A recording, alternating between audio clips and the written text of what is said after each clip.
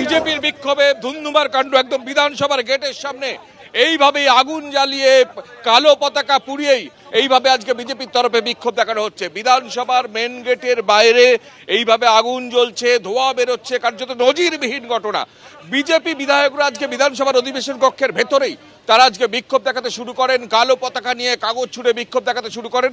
গতকাল শুভেন্দু অধিকারী বারুইপুরে যে সভা করতে গিয়েছিলেন এবং সেখানে তার উপর হামলার অভিযোগ উঠেছে এবং গোটা বিষয়টায় দায়িত্ব নিতে হবে সেখানকার বিধায়ক, বিধানসভার স্পিকার বিমান বন্দ্যোপাধ্যায়কে। এই দাবি তুলে আজকে বিজেপি বিধায়করা কিন্তু বিধানসভার ভেতরে আজকে হই হট্টগোল শুরু করেন। দীর্ঘক্ষণ হই হট্টগোল চলে, তারপর সেখান থেকে ওয়াকআউট করে। বিধানসভার বাইরের ছবিটা আমরা দেখাবো।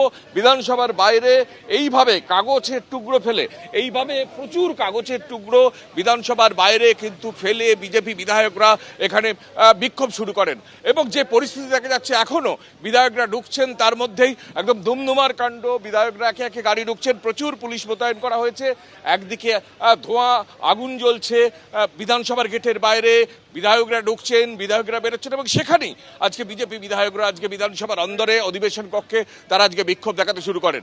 পুলিশের তরফ থেকে দেখছি জল নিয়ে সেই আগুন নেভানোর চেষ্টা হচ্ছে।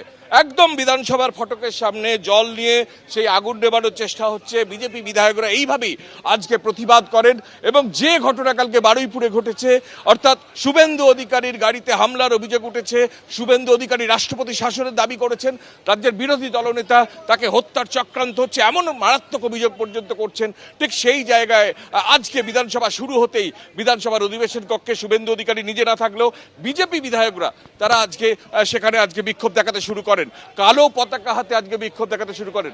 আমরা দেখছি একে একে বিজেপি বিধায়করা তারা দাঁড়িয়ে আছেন। এখানে শঙ্কর ঘোষ, অগ্নিমিত্রা পাল সহ বিজেপি বিধায়করা দাঁড়িয়ে আছেন। প্রচুর পুলিশ মোতায়েন করা হয়েছে। তার মধ্যেই বিধানসভার গেটে বিধায়করা ঢুকছেন, বিধায়করা বেরোচ্ছেন। এরকম দুমদুমার পরিস্থিতি বিধানসভার গেটের বাইরে কার্যত নজিরবিহীন।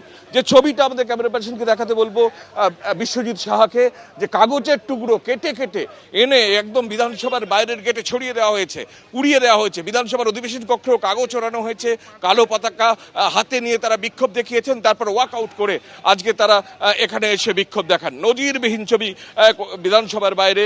পুলিশের তরফ থেকে সেই আগুন নেভানোর কাজ চলছে, প্রচুর পুলিশ বাহিনী চারিদিকে মোতায়েন করা হয়েছে। সব মিলিয়ে গতকাল বারুইপুরে শুভেন্দু অধিকারীর যে সভা এবং তাকে ঘিরে হামলার অভিযোগ এবং তা নিয়ে আজকে রাজ্য বিধানসভায় ধুন্ধুমার কাণ্ড। ক্যামেরায় বিশ্বজিৎ সাহার সঙ্গে কৃষ্ণেন্দু অধিকারী, এবিপি আনন্দ, কলকাতা। চলতি বাজেট অধিবেশনে বিভিন্ন ইস্যুতে বারবার বিজেপি বিধায়করা তারা ওয়াকআউট করেছেন। কখনো বিজেপি বিধায়কদের উদ্দেশ্য প্রণোদিতভাবে সাসপেন্ড করা হচ্ছে এমন অভিযোগ ছিল, কখনো সরস্বতী পুজোর অনুমতি দেওয়া হয় না, পুলিশি প্রহরায় সরস্বতী পুজো, দোলের দিন কিছু জায়গায় ইন্টারনেট বন্ধ করে সেখানে হিংসা ছড়ানো হয়েছে এমন অভিযোগ শাসক দলের বিরুদ্ধে। এবং বিভিন্ন সময় ওয়াকআউটের ঘটনায় একেবারে বিজেপি বিধায়করা তারা একজোট হয়েছেন। কিন্তু বঙ্কিম ঘোষ, যিনি সাসপেন্ড হয়েছিলেন 1 মাসের জন্য, স্পিকার যাকে সাসপেন্ড করেছিলেন সেই বঙ্কিম ঘোষ, তিনি কিন্তু একেবারে দলের উল্টো সুরে কথা বলছেন। এখন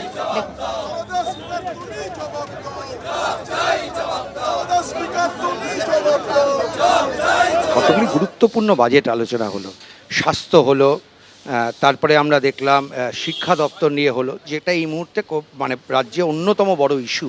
কিন্তু আপনারা অংশ নিলেন না। একজন বর্ষিয়ান রাজনীতিবিদ হিসাবে আপনি কীভাবে দেখছেন? দেখুন, আমি আমার ব্যক্তিগত অভিমত যেটা হচ্ছে যে এই যে স্বাস্থ্য দপ্তর নিয়ে যে আলোচনা বাজেটের ওপর হলো বা শিক্ষা নিয়ে হলো, সেই জায়গাটায় আমরা থাকতে পারলাম না, আমরা বয়কট করে বেরিয়ে এলাম। এটা মনে হয় আমাদের একটা ভুলই হয়েছে। আমি বলবো এটা আমাদের ভুলই হয়েছে। মানে গুরুত্বপূর্ণ দুটো বাজেট, সেই জায়গাটায় আমরা থাকতে পারলাম না। তো আগামী দিনে আমাদের নিশ্চয়ই এই নিয়ে চর্চা করতে হবে, আলোচনা করতে হবে, বিরোধী দলনেতার সাথে আমাদের সবাইকে বলতে হবে যে মানুষের কথা আমরা বিধানসভায় দাঁড়িয়ে বলবো। যেখানে শিক্ষা এবং স্বাস্থ্য একটা গুরুত্বপূর্ণ সাবজেক্ট, সেই জায়গাটায় আমরা বিধানসভায় বয়কট করলাম বা অফ থাকলাম, এটা আমার ব্যক্তিগত মত, এটা মনে হয় আমাদের ঠিক হয়নি। আমাদের থাকা উচিত ছিল, বলা উচিত ছিল, অন্য কোনো বিষয়ের ওপর বা অন্য কোনো পথ ধরে আমাদের বয়কটগুলো করলে ভালো হতো। এই দুটো সাবজেক্টের ওপর মূলত থাকাটা আমাদের জরুরি ছিল। এই দুটো শুধু নয়, বিধানসভাটা হচ্ছে বিরোধীদের জন্য।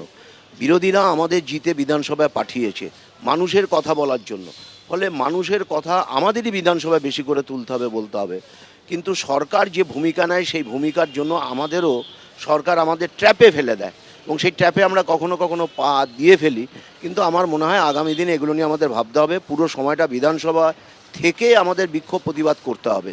বিধানসভায় থেকে যদি আমরা এটা করতে পারি তাহলে মানুষের কথাগুলো আমরা বলতে পারবো। আমার মনে হয় আগামী দিনে বিরোধী দলনেতাকে আমাদের যে বাজেটের যে সেশন টাইমটুকু এবং বিধানসভার যে টাইমটুকু আছে সেই টাইমটুকু রাজ্যের মানুষের জন্য আমাদের বলতে হবে এবং কথায় কথায় আমাদের বয়কট করে বেরিয়ে এলে হবে না। প্রাক্তন মন্ত্রী তার অভিজ্ঞতা থেকে তিনি মনে করেন যে যেভাবে বয়কটের পথে হাঁটছে বিজেপির বিধায়করা সেটা কিন্তু ঠিক না, বরং বিধানসভার ভেতরে থেকেই প্রতিবাদ করা উচিত, এমনটাই তার অভিমত। ক্যামেরায় অজয় দাসের সঙ্গে উজ্জ্বল মুখোপাধ্যায়, এবিপি আনন্দ, কলকাতা।